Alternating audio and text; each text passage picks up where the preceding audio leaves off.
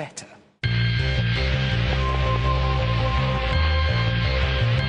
This is Iceland's idea of a Jeep. It's basically a load of metal tubes welded together, a couple of old-fashioned truck axles underneath, big Chevy V8 engine up the front.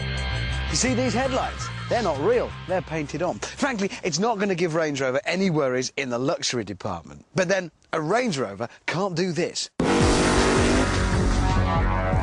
The Icelandics love throwing their nitrous-injected 1,000-horsepower Jeeps at the landscape.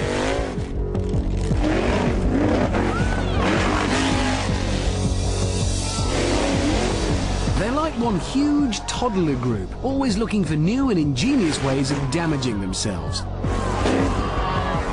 And their latest location is this. Water. The very wet water of Lake Klevoat. And they're not driving in it, they're driving on it. Yes, they reckon they can take this big block V8-powered, solid girder-framed 1.5-ton off-roader and drive it across this lake. The theory is that the huge treads on these tyres will act like the scoops on a paddle steamer, grabbing at the surface and powering the Jeep along. Thing is, though, if a paddle steamer stops, it's still a boat and it floats. If this thing stops, it's not a boat, it's still a big heavy car and it'll sink. Our driver for this feat of world-class craziness is Gisli Gunnar Jonsson. When it comes to Icelandic 4x4 racing, he is the Michael Schumacher. Only without the money, private jet, yacht, mansions or sponsorship deals. But otherwise, peas in a pod. Right, this is the plan. Gisli is going to get up as much speed as he possibly can on the beach before he enters the water about here. And the finishing line is over half a kilometre away, over there on the other side of the bay. This is going to demand some serious commitment. Gisli has to keep his foot flat to the floor for the whole run or he'll lose momentum. And if that happens, he'll also lose his Jeep. Brave man. Now, nitrous oxide has to be injected into that engine constantly to boost the power from 600 to the 800 that's needed. If that fails at any point, he sinks. Well, when I say he sinks, I mean we sink.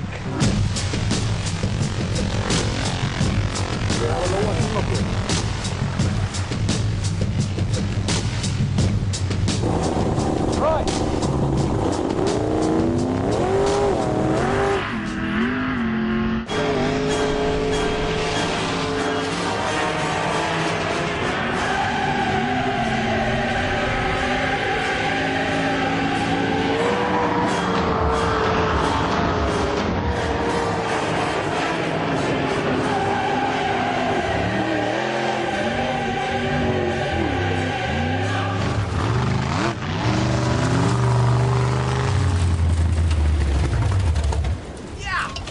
Pretty good. That is unbelievable. You can feel the moment when it hits the water and it just takes a pounding and your helmet comes down and it's different. My only worry is it's not going to be enough. You see, now he's proved his theory, he wants to turn it into a race. Right. A race against this. Now, you're looking at this thinking, well, that's a jet ski. Easy. Now, this is Iceland, remember? They think Bjork is normal here. So, no, it's actually a snowmobile. A vehicle designed to go on, well, snow. Once again, our Jeep driver has to maintain maximum commitment once he's on the lake. But the same applies to Jarmi Haldarsson, our snowmobile rider. The merest lift, the tiniest hesitation, the slightest loss of nerve, and even perpetual sunlight won't dry them out in a hurry.